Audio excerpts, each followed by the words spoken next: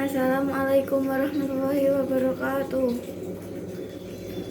Nama saya Safna Arija Ilma dengan NIM 43040210128. Jurusan saya adalah Psikologis Islam, semester 1 ganjil, kelas 1D.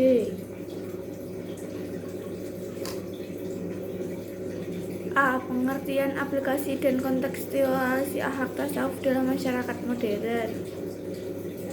Tasawuf memiliki relevansi dan signifikansi dengan problematika manusia modern karena secara seimbang memberikan kesejukan batin dan disiplin syariah sekaligus. Tasawuf dapat dipahami sebagai pembentuk tingkah laku melalui pendekatan tasawuf suluki atau tasawuf halaki, dan dapat memuaskan dahaga intelektual melalui pendekatan tasawuf falsafi. Tasawuf juga dapat diamalkan oleh setiap muslim dari lapisan sosial manapun dan dimanapun. Bahkan peleburan fana dengan Tuhan yang Maha Esa, yaitu Allah Subhanahu wa Ta'ala. Dari uraian tersebut, akhlak tasawuf dapat dipahami sebagai pembentuk tingkah laku melalui pendekatan tasawuf suluki atau tasawuf al-haqi. Tasawuf termasuk akhlak tentunya. Menurut Dr. Haji Badrudin, juga dapat diamalkan atau diaplikasikan oleh setiap muslim dari lapisan sosial manapun dan dimanapun.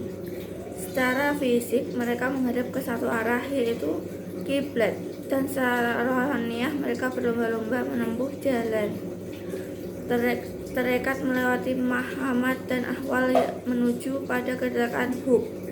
Bahkan peleburan fana dengan Tuhan yang Maha Esa, yaitu Allah, artikulasi agama yang tidak ditopang oleh pemahaman dan penghayatan yang benar dalam pengertian kemampuan meletakkan agama sesuai dengan inti spiritualnya, hanya akan mengakibatkan kepuasan psikologis dan sosiologis.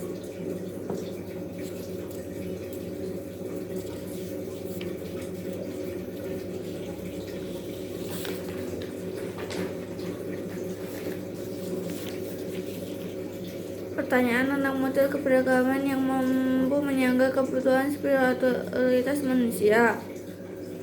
Peradaban modern yang bermula di barat sahabat merupakan awal kemenangan supremasi rasionalisme dan empirisme dari dogmatis agama F.B. Burhan 1989. Kenyataan ini dapat dipahami karena abad modern barat cenderung memiliki ilmu, pengetahuan, dan filsafat dari agama yang kemudian urgensi akhlak tasawuf dalam kehidupan masyarakat modern atau Mahdi.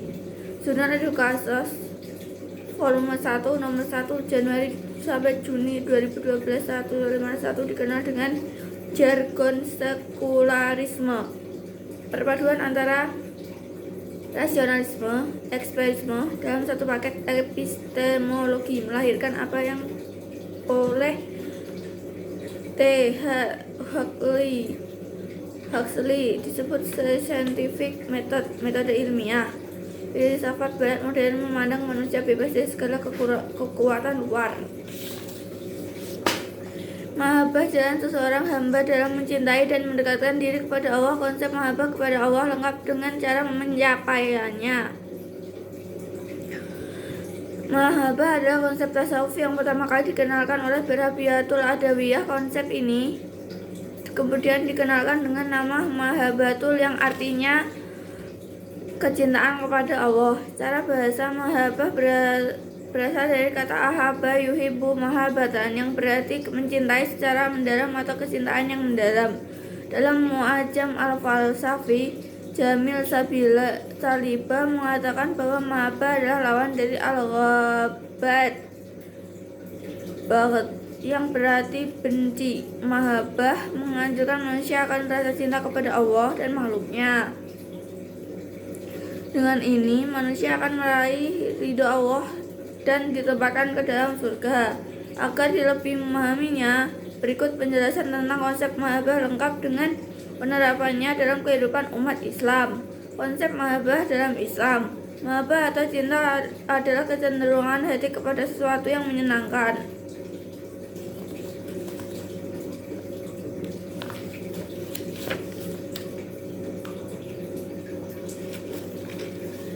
Kedua, bentuk cinta ini adalah fitrah manusia. Meski begitu, dianjurkan baginya untuk lebih mengutamakan kecintaannya kepada Allah Subhanahu wa Ta'ala. 1. Taubat. Dosa merupakan penghalang untuk mendekatkan diri kepada Allah. Seorang muslim yang hendak mencapai mahabbah dianjurkan untuk membersihkan diri dari dosanya terlebih dahulu. 2. Wara. Wara berarti menahan dan memegang. Maksudnya, seorang muslim harus menahan diri agar tidak melakukan penyimpangan dan tetap memegang teguh ajaran agama, sehingga terpelihara darinya segala macam dosa. Bagi kaum sufi, wara diartikan meninggalkan syubhat atau samar, baik dalam bentuk perkataan maupun perbuatan. 3. Zuhud. Secara bahasa, zuhud berarti berpaling dan meninggalkan. Maksudnya, seorang muslim harus berpaling dan meninggalkan segala sesuatu yang dapat menjadi sebab lalai mengingatkan Tuhan, terutama yang berhubungan dengan duniawi dan segala kemewahannya.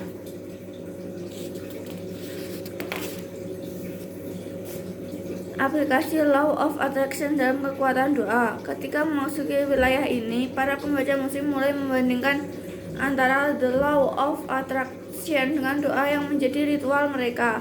Kenyataan yang mereka dapat untuk menarik kajian inilah yang hendak dipaparkan secara komprehensif dalam tulisan ini, sehingga dapat ditemukan analisa dan pemahaman mendalam mengenai the Law of Attraction dengan segala dasar pemikirannya dan menelisik dapatkah umat Islam memperlebar keterkabulan hajat mereka menekan hukum ketertarikan ini.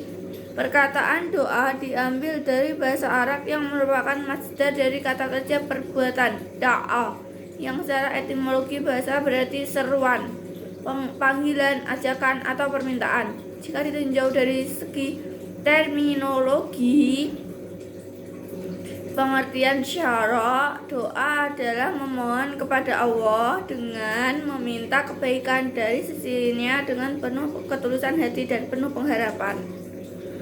Syafi'i Antonio mengilustrasikan dalam sebuah skema bagaimana keterhubungan manusia, intervensi akselerasi Allah dari berdoa dalam mempengaruhi tercapaian tujuan hidup manusia.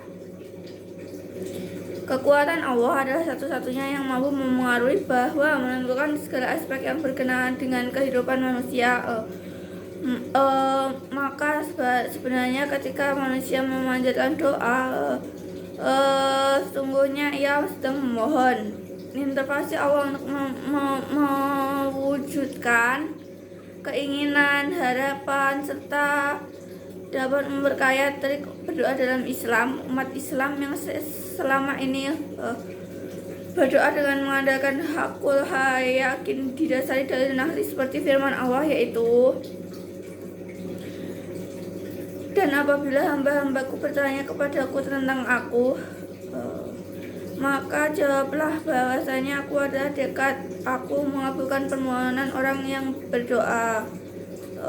Apabila ia memohon kepadaku, maka hendaklah mereka itu memenuhi segala permintaanku, dan hendaklah mereka beriman kepadaku agar mereka selalu berada dalam kebenaran. Dengan tambahan pemahaman tentang the Law of Attraction, maka dalil ahli akan bergandengan dengan dalil ahli yang akan memperoleh keyakinan akan terkabulkannya doa dari Allah Subhanahu wa Ta'ala, bahwa ada mekanisme proses alam pengaruh gelombang pikiran dan perasaan dalam keterkabulan doa